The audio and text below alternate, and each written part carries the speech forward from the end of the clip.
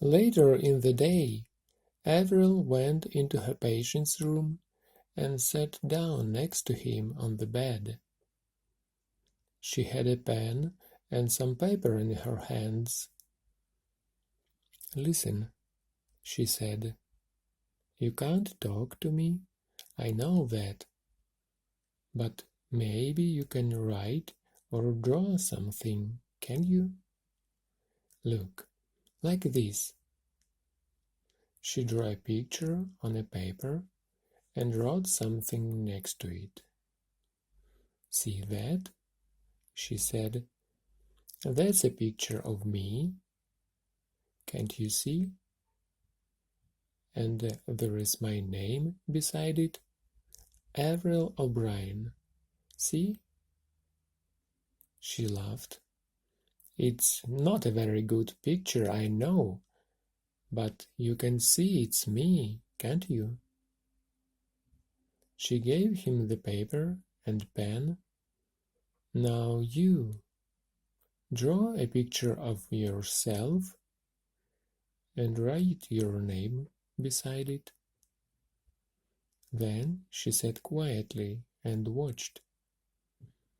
The man took the pen and paper from her, but for a long time he sat very still and did nothing.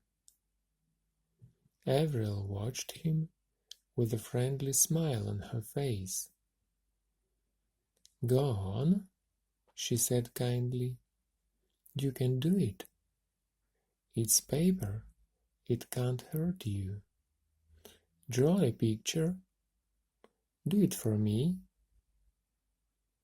The man looked at the paper again. Then he started to draw. His hand moved quickly across the paper. Avril sat still and watched him. It was very quiet in the room, and she could hear the sound of the pen on the paper. Then she heard another sound. It was the sound of crying. He finished the drawing and looked up. There were tears on his face. Avril took the paper from his hand. It was a drawing of a piano. "That's beautiful," she said. "A piano. Do you like piano music? Do you play the piano, maybe?" No answer. The man stared down at his hands. He did not look at Avril. Avril laughed. "Well, that's wonderful, so it is.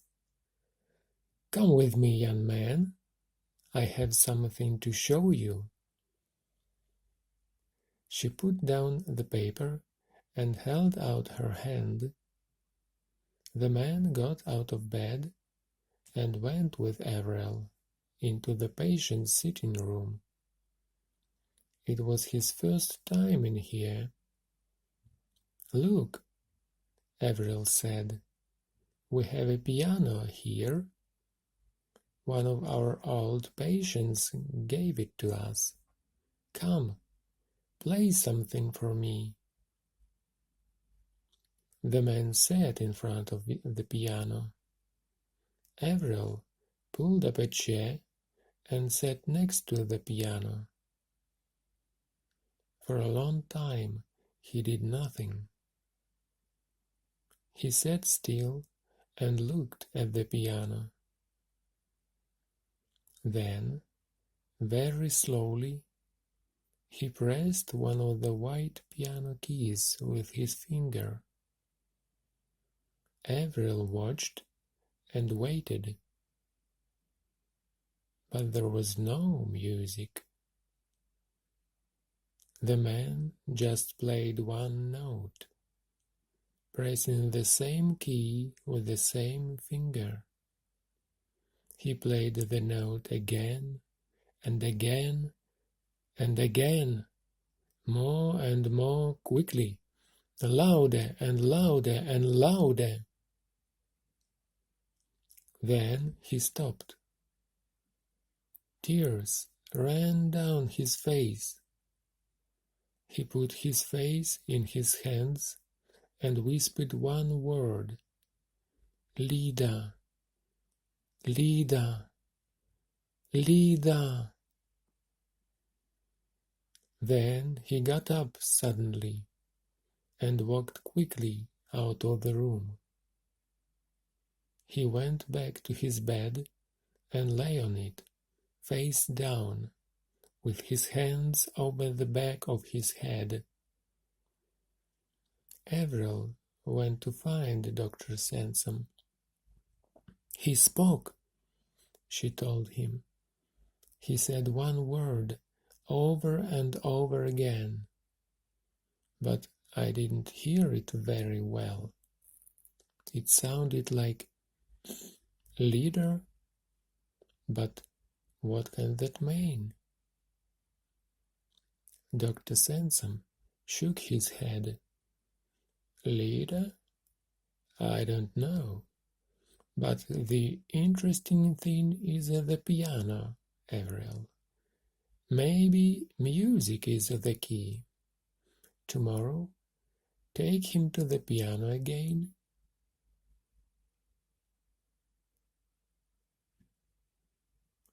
Chapter 4. The music. How can I play music without Lida? Music was my life. Now it is my death. The sound of one note on the piano goes through me like a knife. Oh, why did I swim to land? Why didn't the sea take me down, down, down? To sleep the long sleep.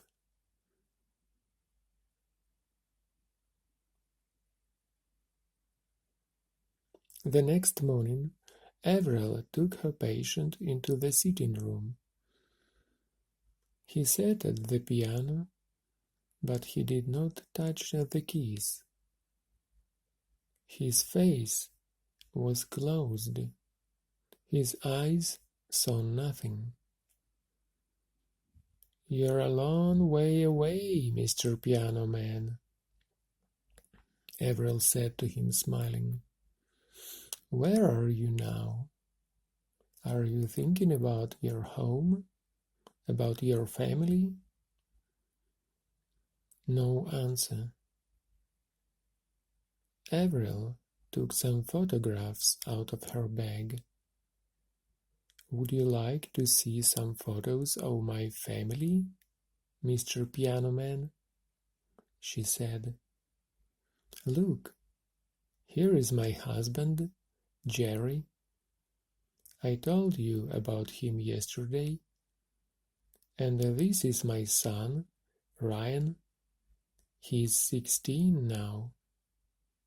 He is a big boy, taller than me.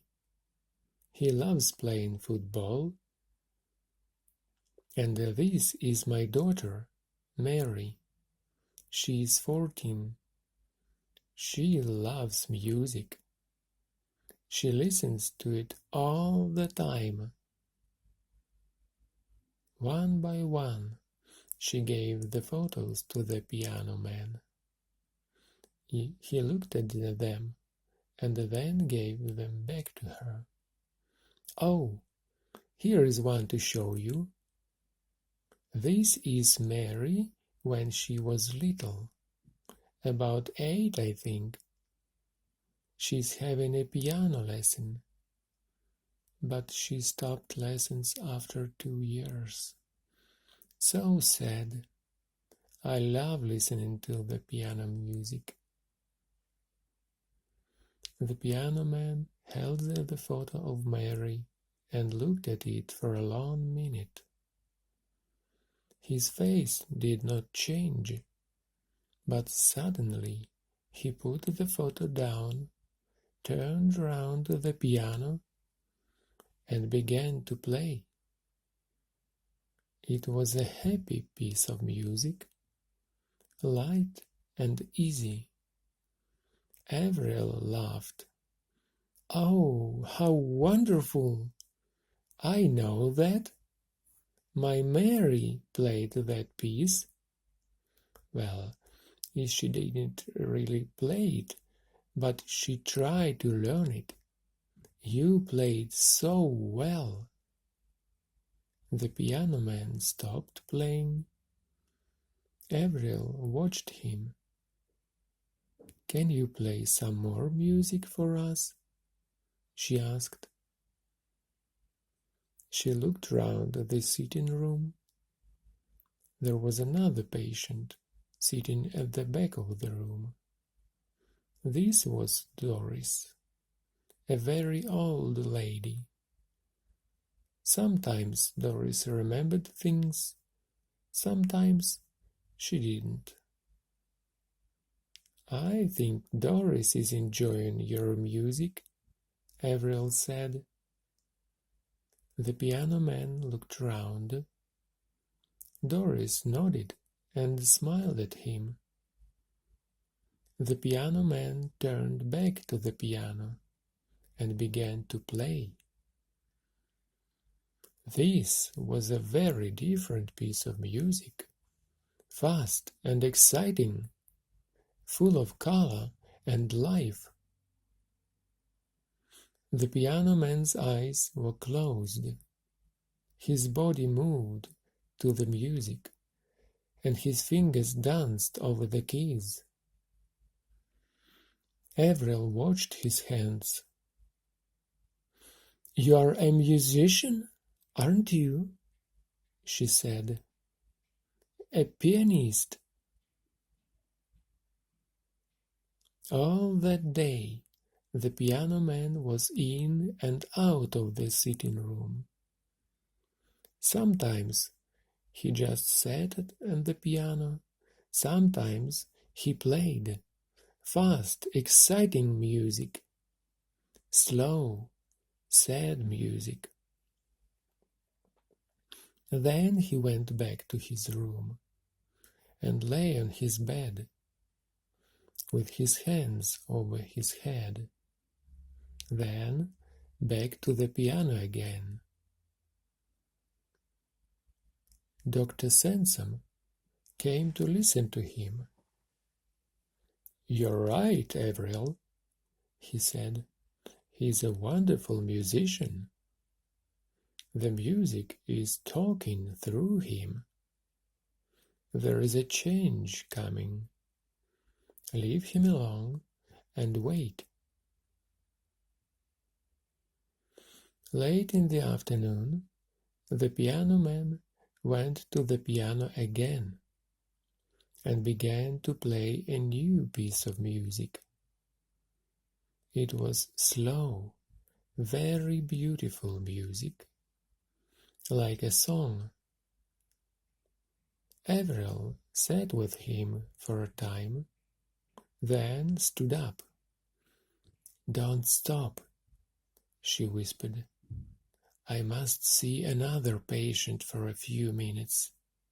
Back soon." She went quietly out of the room. Doris was still in her usual chair at the back of the room, smiling and nodding to the music. Avril was with the other patient for 10 minutes, then went back to the sitting room. She heard Doris's voice. "Nurse! Nurse! Come quick!" "What is it, Doris? What's the matter?" "Look," said Doris. "He is crying. Poor boy." The piano man sat at the piano, with his face in his hands. Tears ran between his fingers and down the backs of his hands. Poor boy, said Doris. Poor boy. Poor boy. Yes, all right, Doris, Avril said. I'm here now. She put her hand very gently on the piano man's arm. He wants a cup of tea, said Doris loudly. Poor boy. Yes, you're right, Avril said. She went quickly to the nurse's kitchen and came back with a large, hot mug of tea. Gently, she took the piano man's hands away from his face and gave him the mug of tea. There, she said, drink some tea. Tea always helps. The piano man's hands closed around the hot mug. He looked up into Avril's face. Спасибо, he whispered. Before she went home, Avril went to the computer in the nurse's room. Now, what was that word? She thought. Something. She tried to spelling Spasiba, and Google found the word for her at once. Spasiba was thank you in Russian.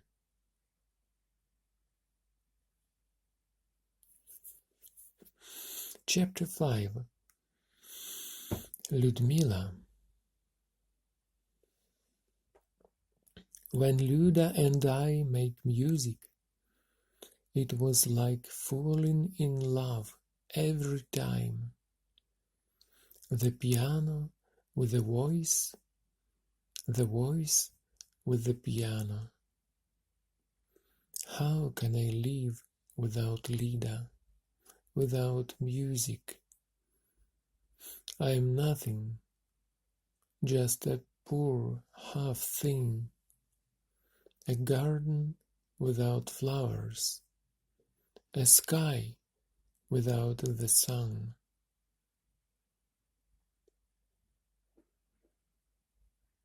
When she arrived at work the next morning, Avril looked for Dr. Sansom. She wanted to tell him about the piano man and the Russian word, but Dr. Sansom called her on the phone. "Ah, Avril," he said, "can you come now? I need you. We have a new patient, a Russian girl. She arrived half an hour ago. I want you to be with her this morning." Avril went upstairs to the ward. A Russian girl? She thought. Suddenly, everything round here is Russian. They went to the new patient's room and looked in through the door. A young woman lay in the bed. Her face looked very white. Dr. Sansom read from the hospital notes on the door. Ludmila Terenkova, 22, Russian, head injury. Brought in by ambulance from Falmouth after an accident on a sailing boat out at sea. She had a small operation 3 days ago for the head injury. Dr. Sansom told Avril. That went well, and the head injury is better now. But there is something wrong. She's crying a lot and getting very angry. So they sent her to us. let's go in and talk to her. You speak first. They went into the room and stood by the bed. Avril smiled at the young woman. "Hello, Ludmila," she said. "I'm Avril O'Brien, and this is Dr. Sansom. How are you feeling now?" Ludmila looked at her. She was a very pretty girl, but her face was very white, and there were tears in her eyes. "Do you speak English?" asked Dr. Sansom. Ludmila nodded. "A little," she said. "Oh, that's good," said Avril. "Can you tell us how you hurt your head?" She pulled a chair next to the bed and sat down. "I was on a boat out at sea," Ludmila said. I fell and I hurt my head. I don't remember very well. "No, of course you don't," said Avril gently. "But how did you come to hospital? Do you remember that?" "I came by ambulance. The boat came into Falmouth. Is that the name? Then the ambulance came." "And who called the ambulance?" asked Dr. Sansom. "Ivan." "And who is Ivan?" asked Avril. Ludmila turned her face away from them, and for a moment she did not speak. Then she whispered, "My fiancé. It's his boat. We were on holiday." Avril and Dr. Sansom waited, but Ludmila did not look at them or say anything. "Is Ivan here now?" Avril said. She smiled and looked round the room. "Did he come with you to the hospital?" The tears in Ludmila's eyes began to run down her face. She laughed angrily. "No, he went back to the boat. He's going back to St. Petersburg," he said. Suddenly, she sat up in bed.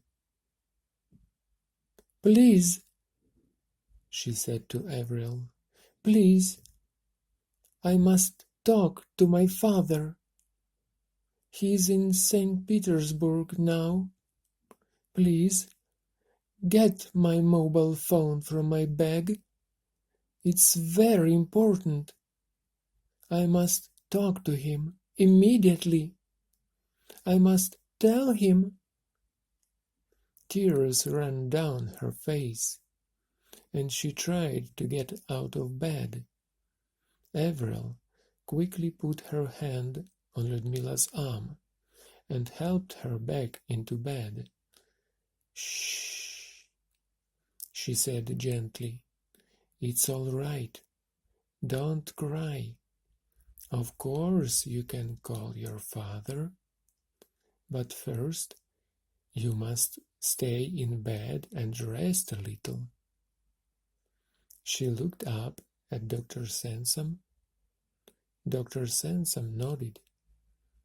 "Yes, rest is important. because of your head injury. And Nurse O'Brien is going to get you something now to help you sleep. Everything's going to be all right, Mr. Nkova. We're here to help you. Outside the patient's room, Dr. Sansom said, "Watch her, Avril." He looked at his watch. "I must run. I have a meeting. I'll talk to you later."